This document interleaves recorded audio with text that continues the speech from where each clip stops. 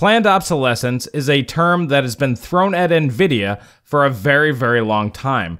And this is mostly due to the fact that people feel that they do have a plan of producing consumer goods that rapidly become obsolete and require replacing, essentially requiring upgrades.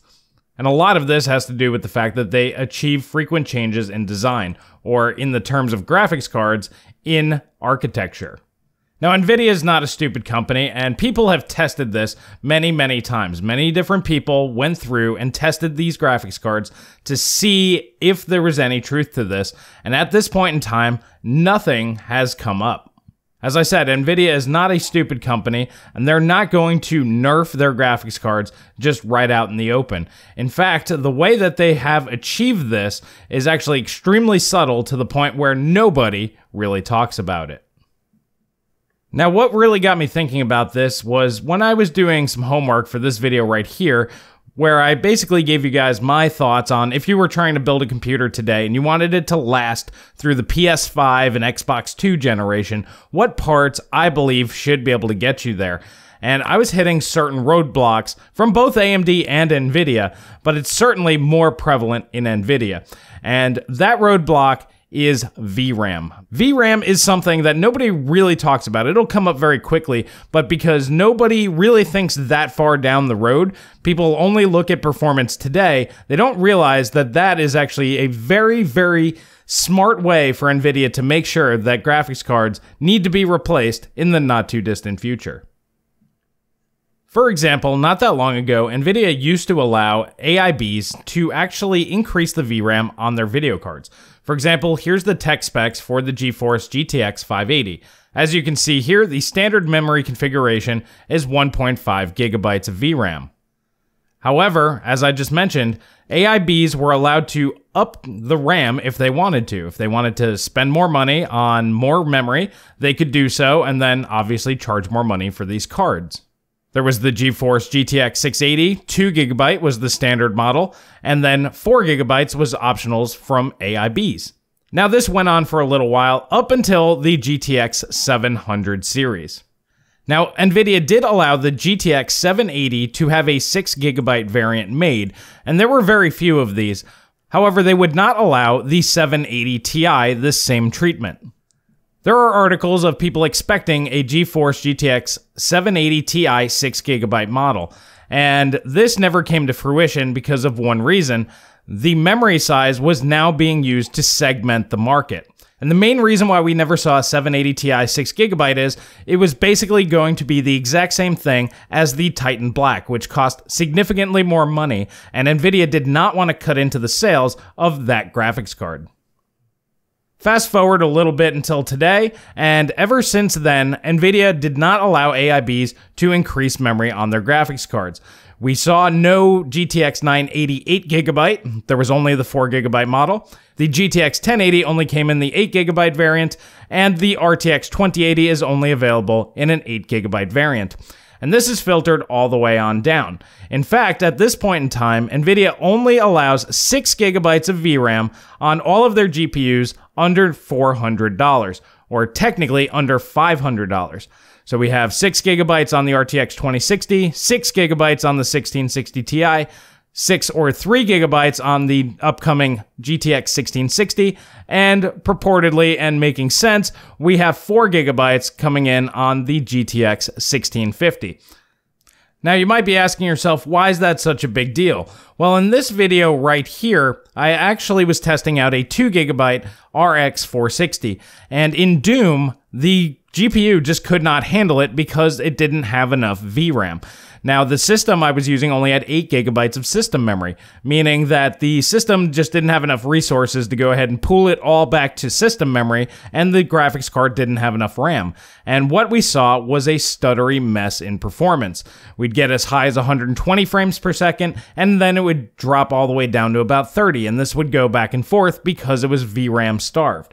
And this is a huge and easy way to limit the lifespan of a particular graphics line. Now you might be asking yourself, why would Nvidia want to limit the lifespan of these graphics cards? Well, because they want you to upgrade. Very much like what I said at the beginning when I described to you what planned obsolescence is. these graphics cards would be able to last much, much longer than graphics cards in years past. For example, the GTX 580, we've had a lot of technological advancements since then, but much like in the CPU market, we're seeing technological advancements in the graphics card market all but disappear. It's taking much, much longer for new architectures to come out, and the performance gains year to year or generation to generation is significantly lower than what we're traditionally used to seeing. For example, the RTX lineup is barely faster than the previous Pascal generation, with the 2080 Ti only coming in at just 24% faster than the GTX 1080 Ti before it. And even with AMD, we see the Radeon 7 only matching the performance of a GTX 1080 Ti from last generation. So these new technological gains aren't that great. For the most part, we're just seeing more efficient CPUs and GPUs coming out, but we're not seeing faster CPUs and GPUs coming out, at least not at this time. And this is industry-wide, and this is the reason why many people are starting to look at ARM for products, because they're looking for somebody out there to show growth and gains.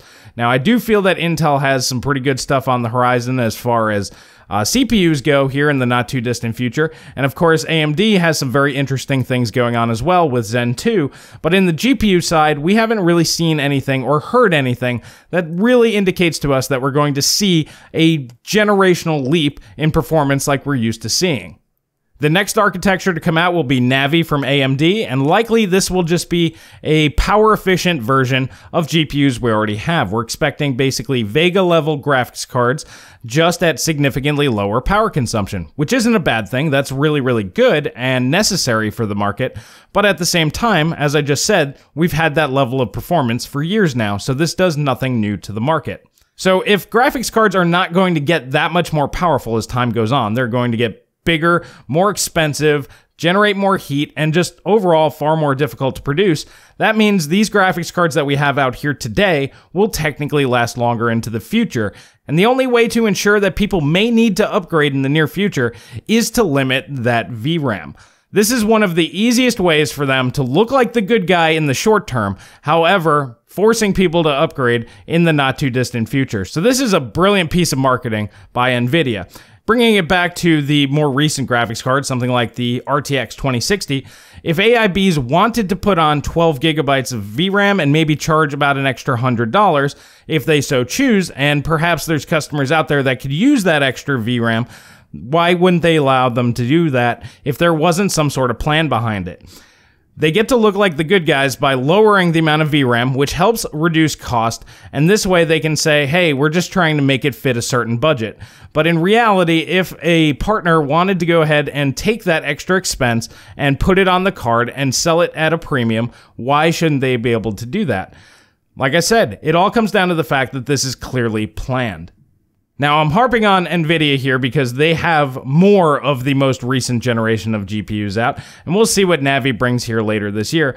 But the Radeon 7 has already come out with double the VRAM. Now, it had to come out with double the VRAM, but at the same time, it actually does have that. 16 gigabytes is double that of the RX Vega 64 from the previous generation, which is double that from the Fury, the generation before that.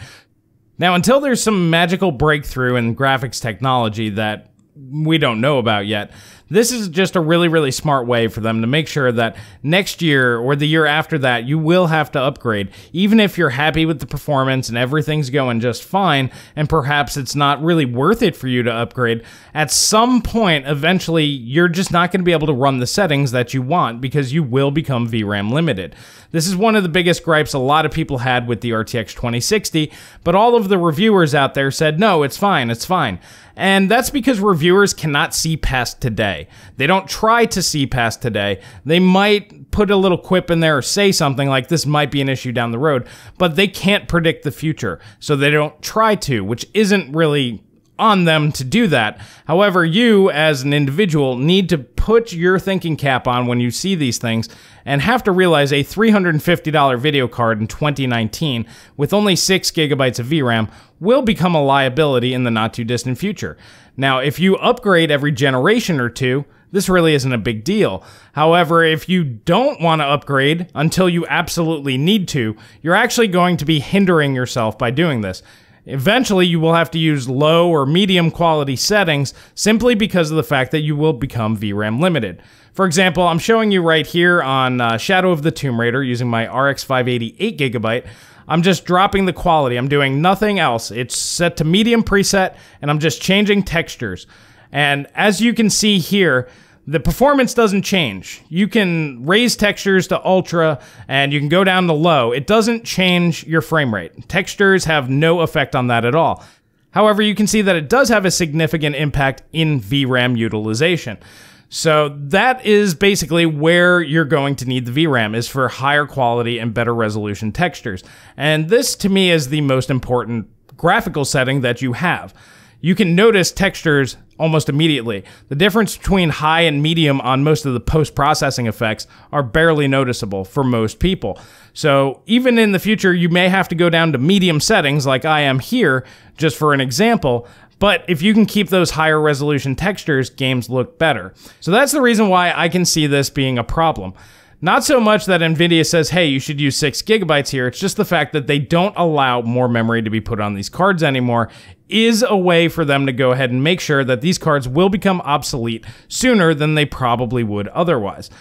Now, as I said, this doesn't specifically just relate to Nvidia. We don't know what AMD is going to do, but I would suspect that their high-end Navi, the Navi 10, will likely have a 16 GB variant available for people who want to spend extra money for that extra VRAM. That seems to be one of the ways AMD's been going here recently, pretty much ever since the R9 290X, having more memory than the GTX 700 series, and then so on and so forth. Ever since then, besides the Fury cards, but that was mostly just due to the fact that HBM wasn't available in any other factor. But HBM's kind of a whole nother conversation. But all of their GDDR cards typically offered higher VRAM amounts compared to their NVIDIA counterparts, and that's part of their selling strategy there, so I would expect them to do the same thing here. They could possibly go with a 384-bit bus. I doubt it. More than likely it'll be 256-bit, so it would go to 8 to 16 gigabytes, but who knows, maybe they'll do a 6 and a 12. That might be an option as well, but that's something that we'll have to wait and see if that even happens. But just due to their recent track record, it would make sense that they would at least have one model with that higher VRAM amount for people that do want to spend the extra money for it.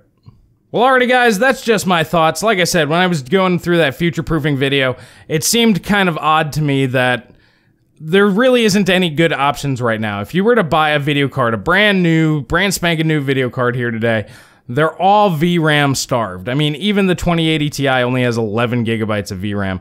And for a $1,300 video card, that's a shame in 2019. I would have assumed that we would have had a good bit more by now. At the end of the day, it just comes down to Nvidia wanting to segregate the market. They want to keep the Titans with the higher VRAM amount, so this way they have a reason to charge more for them. This is the reason why nobody bought Titan XPs, because, well, you had the 1080 Ti with 1 gigabyte less, but that's the whole reason why it has that 1 gigabyte less, because that Titan still has more VRAM, and if you want that VRAM, you have to spend extra. But every other generation, Titans typically had double whatever the high-class GeForce had, much like the Titan X Maxwell having 12 gigabytes versus the 980 Ti at 6 gigabytes, or as right now, the 2080 Ti with 11 gigabytes, or the RTX Titan with 24 gigabytes of VRAM. It is just subliminal marketing and segregation of the market. Well, alrighty guys, those are just my thoughts. Let me know what you guys think down in the comment section below. Would you like to see AIBs actually having the opportunity, if they want to sell higher VRAM on their GPUs and charge a premium for it? Of course, more VRAM costs more money, but is that an option that you'd like to have? Do you even really care? I think a lot of people out there like to upgrade every couple of years, but there are many people out there that don't. They want to just buy something and be done with it, especially since the performance increases that we're starting to see are so minuscule and insignificant that they don't really matter, honestly. We're just seeing graphics cards being 30 10% faster at best at similar price tiers, and that's just not that exciting. You're going to need to wait at least 2 or 3 generations to gain double the performance. Now, to a lot of you out there, you'd be like, twice the performance? That's crazy. Well, we're used to seeing at least 50 to 100% performance gains if you've been in the market for over 10 years. So for us, that's normal. What we're seeing now is not, but it's just the way that all the markets are going. They just can't keep up. So I would prefer to keep my cards for, 3, 6, 10, however many years. If you take a look at the i7 2600K, that's an 8-year-old CPU and it can run every game today, no problem. And there are many people out there that have that CPU and have no interest in upgrading whatsoever because there's no real compelling reason to do so for them. And GPUs are starting to get to that point. The only real thing that's going to be holding back is VRAM. But that's just my thoughts. I want to hear what you guys have to say on that. And if you like this kind of video, please hit that like button. Please subscribe. Please share with friends. That really does help me out. And that's all I have for today. And I will catch you guys in the next video.